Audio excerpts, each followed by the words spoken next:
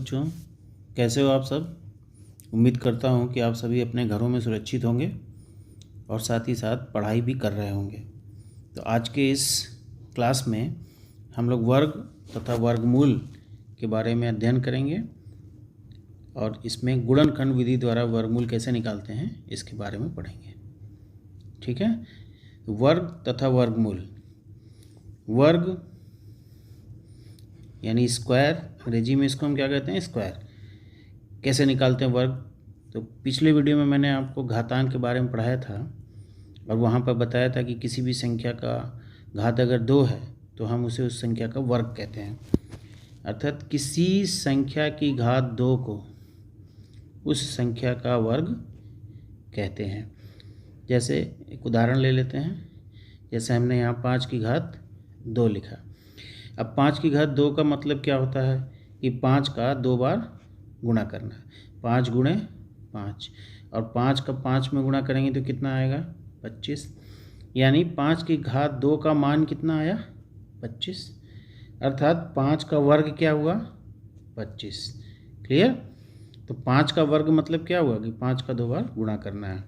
इसी तरह से दूसरा एग्जाम्पल देखते हैं। 2 की घात 2, 2 की घात 2 यानी 2 का 2 बार गुणा करना है और 2 का 2 बार गुणा 2 इंटू 2 कितना हो जाएगा, 4। तो 2 की घात 2 का मान कितना हो गया, 4। तो ये 2 की घात 2 का वर्ग कितना हो गया, 2 का वर्ग 4। इसी तरह से 10 की घात 2, 10 की घात 2 यानी 10 का 2 बार गुणा करना है और 10 का 2 बार गुणा करेंगे तो कितना आ जाएगा, 100। अर्थात 10 का वर्ग क्या है, 100 है। क्लियर। तो इस तरह से हम किसी भी संख्या का वर्ग निकाल सकते हैं। किसी भी संख्या की घात अगर 2 है तो वो उस संख्या का वर्ग कहलाता है। और उसका मान कैसे निकालते हैं, 2 बार गुणा करके। अगला एक और एग्जाम्पल देखते हैं। 8 की घात 2। अब 8 की घात 2 का मतलब क्या हुआ कि 8 का हमें 2 बार गुणा करना है। 8 गुणे 8 और 8 में 8 का गुणा करेंगे तो कितना आ जाएगा, 64। अर्थात 8 की घात 2 का मान कितना हुआ, 64 हुआ। तो 8 का वर्ग कितना हो गया। अब 8 की घात 2 का मान 64 है तो हम इसे कह सकते हैं कि 8 का वर्ग यानी 8 का 2 बार गुणा। 8 की घात 2 तो 8 की घात 2 तो 8 का वर्ग कितना हो गया, 64 हो गया। तो इस तरह से हम किसी भी संख्या का वर्ग निकाल सकते हैं। अब इसी में एक दूसरा टर्म आता है, शब्द आता है, देखिए वर्गमूल। वर्गमूल। अब वर्गमूल में अगर हम वर्ग और मूल को अलग अलग कर दें तो किसी भी संख्या का जो वर्ग होता है उस वर्ग का वो संख्या मूल होती है। मतलब क्या है कि वर्गमूल प्राप्त करना वर्ग करने की प्रतिलोम यानी विपरीत संक्रिया है। यानी जिस तरह से हम वर्ग निकालते हैं उस वर्ग का वर्गमूल निकालते हैं। वर्गमूल को अंडर रूट चिन्ह से प्रदर्शित करते हैं। ये देखिए, इस चिन्ह से ऐसे प्रदर्शित करते हैं। इस चिन्ह के अंदर अगर हम किसी संख्या को लिखते हैं तो इसका मतलब हो गया उस संख्या का वर्गमूल। जैसे उदाहरण देखिए, 6 का वर्ग यानी 6 की घात 2 और 6 की घात 2 का अर्थ क्या है, 6 का 2 बार गुणा और 6 का 2 बार गुणा करते हैं तो कितना आ जाएगा, 36। यानी 6 का वर्ग कितना हुआ, 36 हुआ। अब इस 36 का हमको वर्गमूल निकालना है। तो ये 36 किस संख्या का वर्ग है, किस संख्या का, 6 का ही है ना।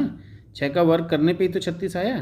यानी 6 का हमने जब घात 2 किया तो हमको 36 मिला, ये वर्ग हो गया। और 36 का मूल, 36 का वर्गमूल, वर्ग का मूल क्या है, 6 है। तो वर्ग का मूल 6 है यानी 36 का वर्गमूल 6 है। लेकिन हम उसको हम दर्शाते कैसे हैं, अंडर रूट 36। कैसे लिख के, अंडर रूट 36। इसको क्या कहते हैं, अंडर रूट 36। और इसका अर्थ कितना हुआ, 36 का वर्गमूल। और 36 का वर्गमूल क्या है, 6। 36 का वर्गमूल क्या है, 6। यानी किसी भी संख्या का वर्ग, किसी भी संख्या का जब हम वर्ग प्राप्त करते हैं तो उस संख्या का वर्गमूल वही संख्या होती है। क्लियर। चलिए आगे देखते हैं। अर्थात किसी संख्या का वर्गमूल वही संख्या होती है, किसी संख्या का वर्गमूल वही संख्या होती है जिस संख्या का वर्ग किया गया है। यहाँ पर एक सिंपल तरीके से एग्जाम्पल को समझते हैं। जैसे देखिए 5 है, 5 का हमने वर्ग किया। वर्ग का मतलब क्या हुआ? 2 बार गुणा। 5 का 2 बार गुणा किया तो वर्ग कितना आ गया? वर्ग का मान 25 आ गया। अब इस 25 का अगर हम वर्गमूल लेते हैं, इस 25 का वर्गमूल लेते हैं तो वर्गमूल कितना होगा? वर्ग का मूल। तो वर्ग का मूल यानी वो मूल संख्या जिसका वर्ग किया गया, तो वो क्या है? 5 है। यानी 5 का वर्ग हो गया 25 और 25 का वर्गमूल हो गया 5। इसी तरह से देखिए 7 का वर्ग, 7 का वर्ग मतलब 7 का 2 बार गुणा। 7 का 2 बार गुणा कर दिया तो मान कितना आ गया? 49। तो 7 का वर्ग हो गया 49, लेकिन इस 49 का वर्गमूल यानी वो मूल संख्या जिसका वर्ग करके ये बनाया गया है वो क्या है? 7 है। यानी 49 का वर्गमूल कितना हो गया? 7। क्लियर? इसी तरह से देखिए तीसरा एग्जाम्पल 10 का वर्ग। 10 का वर्ग कितना हो जाएगा? 10 गुणे 10 यानी 100। और 100 का वर्गमूल क्या हो जाएगा? जिस संख्या का वर्ग किया गया यानी 10। इसी तरह से 12 है, 12 का वर्ग 12 गुणे 12, तो 12 गुणे 12 कितना हो गया? 144, 144। अब इस 144 का वर्गमूल अगर निकालते हैं तो वही संख्या मिल जाएगी जिसका वर्ग किया गया है यानी 12। तो कुल मिला के इसका मतलब क्या हुआ कि किसी भी संख्या का वर्गमूल वही संख्या होती है जिसका वर्ग किया गया है। ठीक है? और एक एग्जाम्पल देखिए 4, कोई संख्या है 4, इस संख्या का वर्ग क्या हो गया? 4 गुणे 4, और 4 गुणे 4 कितना आ गया? 16। यानी 4 के वर्ग का मान कितना है? 16। अब इस 16 का हमको वर्गमूल निकालना है, तो 16 का वर्गमूल निकालने के लिए क्या करेंगे? √16। इसका मतलब क्या है? 16 का वर्गमूल, और 16 का वर्गमूल कितना होगा? वही संख्या होगी जिसका वर्ग किया गया है यानी 4। अगर मान लीजिए कोई संख्या ऋणात्मक है, ऋण 4, तो ऋण 4 का वर्ग करना है। तो ऋण 4 का वर्ग मतलब ऋण 4 गुणे ऋण 4, ऋण 4 का 2 बार गुणा। तो 2 बार गुणा में संख्या का भी गुणा होगा और चिन्हों का भी गुणा होगा। तो जब चिन्हों का गुणा करेंगे तो ऋण गुणे ऋण ये क्या हो जाता है? धन हो जाता है। समान चिन्हों का गुणनफल सदैव क्या होता है? धन। यानी ऋण गुणे ऋण करेंगे तो भी धन आएगा, और धन गुणे धन करेंगे तो भी धन आएगा। तो इस तरह से समान चिन्हों का गुणनफल सदैव धन होता है। अब ये जो संख्या हमको 16 मिली, -4 का वर्ग करने पर धन 16 मिल जाएगा। अब इस धन 16 का वर्गमूल करेंगे तो हमको धन 4 भी संख्या हो सकती है और ऋण 4 भी हो सकती है, क्योंकि धन 4 तो होगा ही होगा, लेकिन अगर ये ऋणात्मक संख्या है तो भी इसका वर्ग 16 ही होगा। क्लियर? अर्थात ऋण 4 का अर्थ है 4 का वर्ग मूल। तो 4 का वर्गमूल क्या हो जाएगा? √4 का अर्थ है 4 का वर्गमूल, और 4 का वर्गमूल यानी ये धन 2 भी हो सकता है और ऋण 2 भी हो सकता है। तो इसको हम लिख सकते हैं +-2। इस तरह से हम इसको दिखा सकते हैं, रिप्रेजेंट कर सकते हैं। ठीक है? तो जरा देखिए +-4 यानी ये संख्या धन 4 भी हो या ऋण 4 हो, कोई भी हो, चाहे धन 4 हो या ऋण 4 हो, इसका वर्ग करने पर हमको क्या मिलेगा? 16।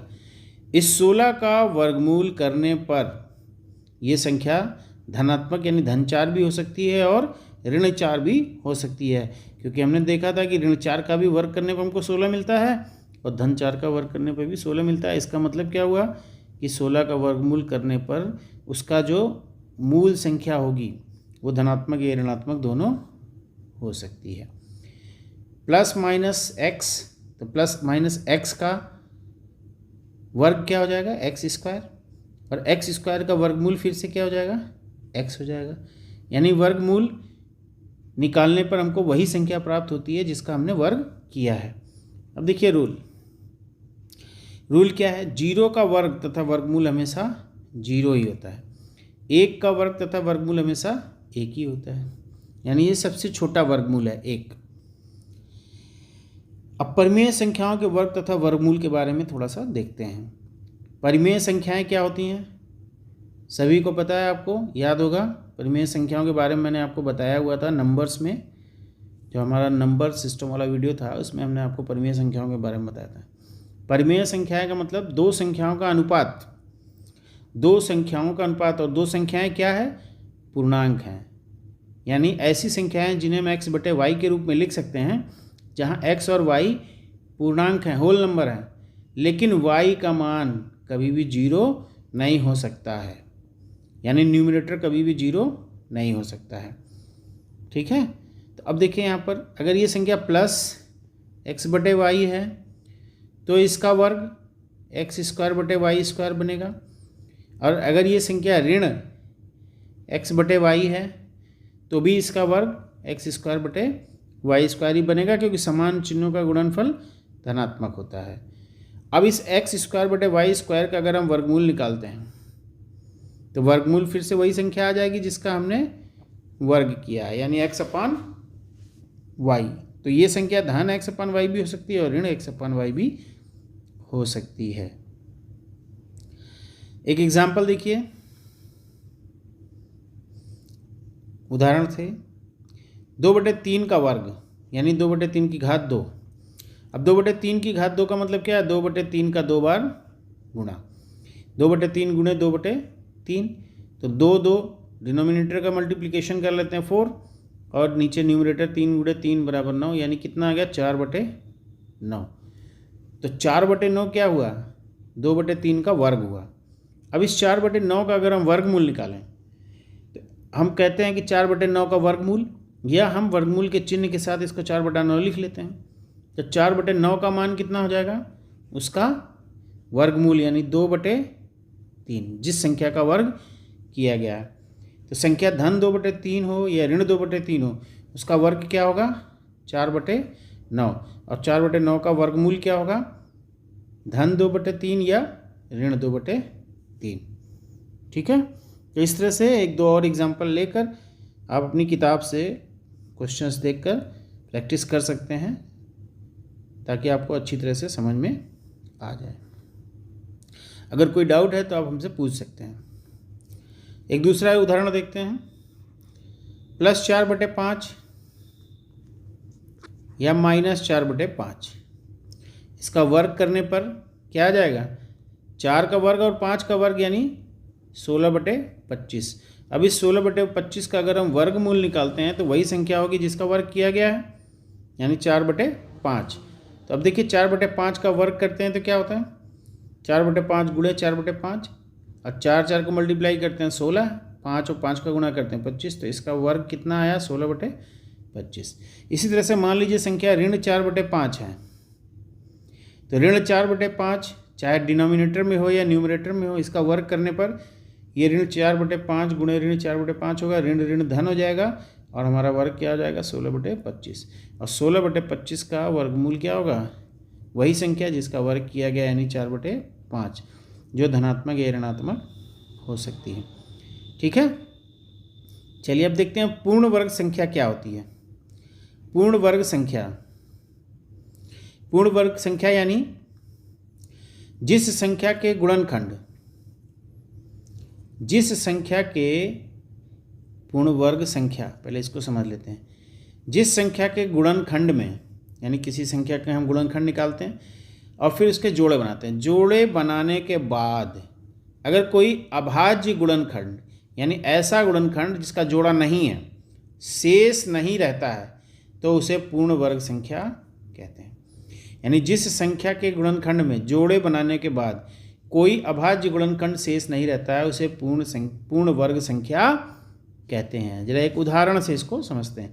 जैसे 225 के हम अभाज्य गुणनखंड निकालते हैं, तो अभाज्य गुणनखंड निकालना 225 का, इसको हर छोटी से छोटी संख्या से काटिए।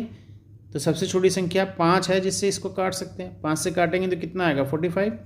अब इस 45 को भी 5 से काट दीजिए, कितना आया? 9। इस 9 को सबसे छोटी संख्या 3 से काटिए, 3 आया। इस 3 को 3 से काट दीजिए। तो हमारे पास 5 के 2 अभाज्य गुणनखंड और 3 के 2 अभाज्य गुणनखंड, यानी 5 का एक जोड़ा और 3 का एक जोड़ा हमको मिल गया। तो अब हम कह सकते हैं कि 225 के अभाज्य गुणनखंड क्या क्या हैं? 3 गुणे 3 गुणे 5 गुणे 5। 3 गुणे 3 का एक जोड़ा बन जाता है, 5 गुणे 5 का एक जोड़ा बन जाता है। अब इस जोड़े में से एक संख्या को हम नीचे ले लेते हैं। जैसे 3 के जोड़े में 3 को ले लिया, 5 के जोड़े में 5 को ले लिया। अब इसको मल्टीप्लाई कर देते हैं तो ये हो गया, और इसका वर्ग करते हैं। 3 गुणे 5 का वर्ग। अब 3 गुणे 5 कितना हुआ? 15, यानी 15 का वर्ग।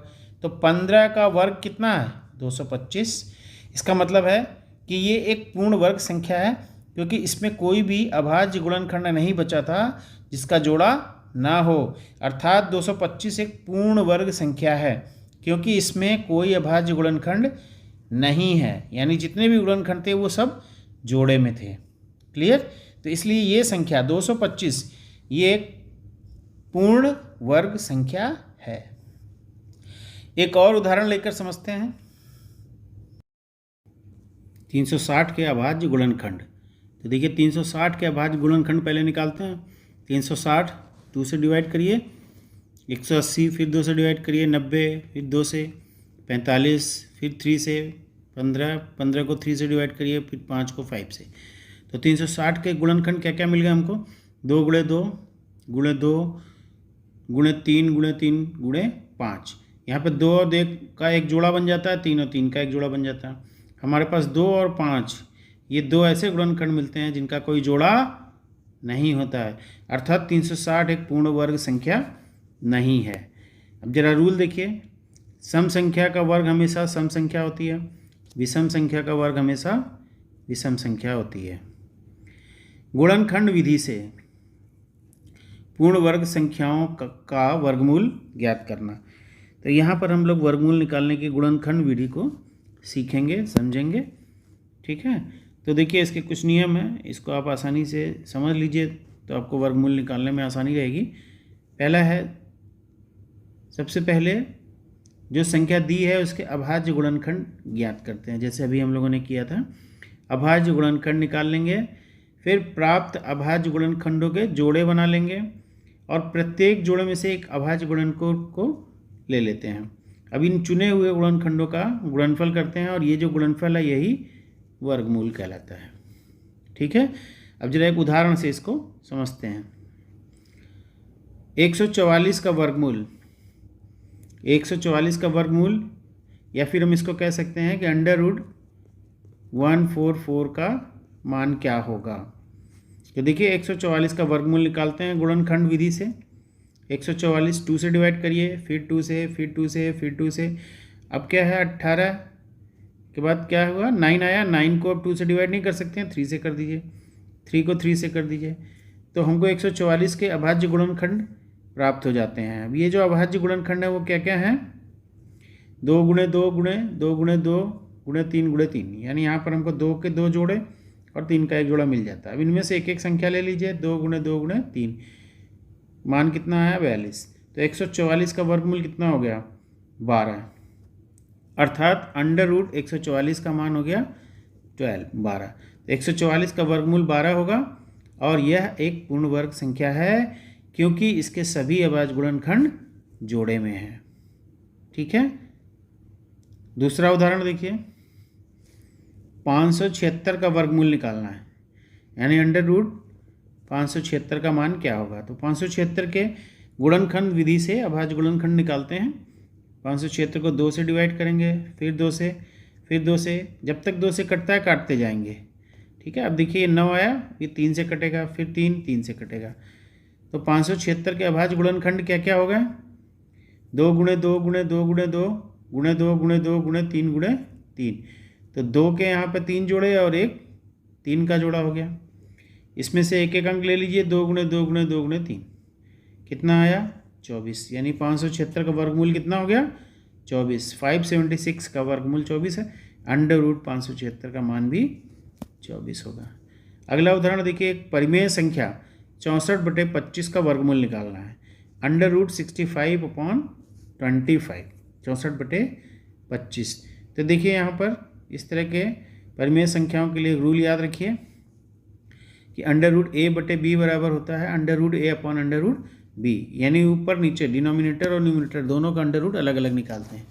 तो 64 का अलग निकालेंगे, 25 का अलग निकालेंगे। 64 का वर्गमूल निकाल लीजिए गुणनखंड विधि से। 2 जब तक कटता जाए काटते जाइए। सब 2 से कट जाएगा, और 25 को 5 से, तो 25 का भाज्य गुणनखंड 5 गुणे 5 यानी 5 हो गया, 25 का वर्गमूल 5 हो गया।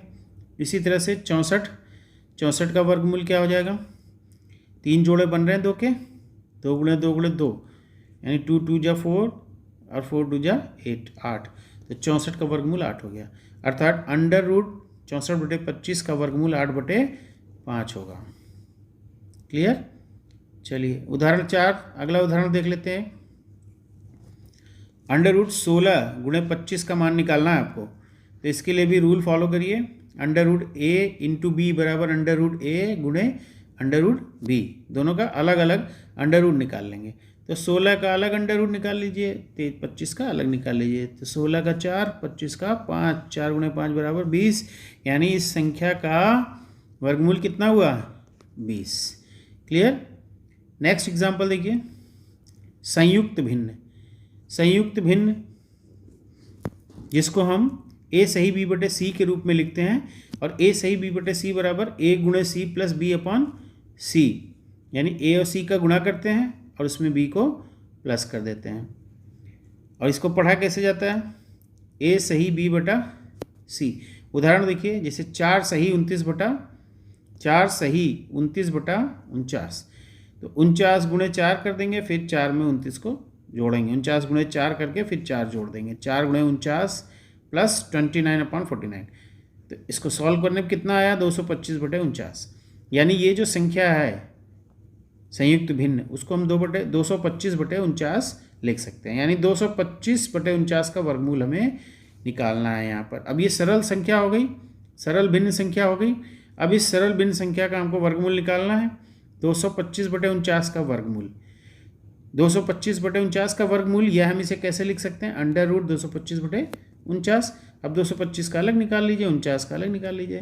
तो 225 का वर्गमूल और 49 का वर्गमूल, 49 का वर्गमूल हो गया 7 गुणे 7, यानी इसका वर्गमूल हो गया 7। वर्गमूल क्या हो गया, 7 गुणे 7, 49 का वर्गमूल 7। इसी तरह से 225 का अभाज्य गुणनखंड 5 5 3 और 3, 5 गुणे 5 इंटू 3 इंटू 3, ये 3 है 5 नहीं है, तो 5 गुणे 5 इंटू 3 इंटू 3, यानी अब इसमें से एक अंक ले लीजिए, 5 गुणे 3 कितना आ गया, 15। तो 225 का वर्गमूल हो गया 15, यानी ये जो संख्या थी हमारी अंडर रूट 225/49, इसका वर्गमूल हो गया 15/7। क्लियर, 15/7। देखिए अंडर रूट 225/49, इसका वर्गमूल कितना हुआ, 15/7। इस तरह से अगर कोई इस तरह की भी संख्या हमको दी जाए तो हम उसका आसानी से वर्गमूल निकाल सकते हैं। ठीक है, तो बच्चों ये आपको समझ में आया। ठीक है, अब किताब से आपको छोटे छोटे क्वेश्चंस करने हैं और इसकी प्रैक्टिस करनी है, ताकि ये आपको अच्छे से समझ में आ जाए। अगर आपको इसमें कोई प्रॉब्लम आती है, आपको नहीं समझ में आता है, तो हम इसे फिर से आपको बता देंगे। ओके। यदि ये वीडियो आपको पसंद आया हो तो इसे लाइक शेयर सब्सक्राइब करना मत भूलिएगा। धन्यवाद।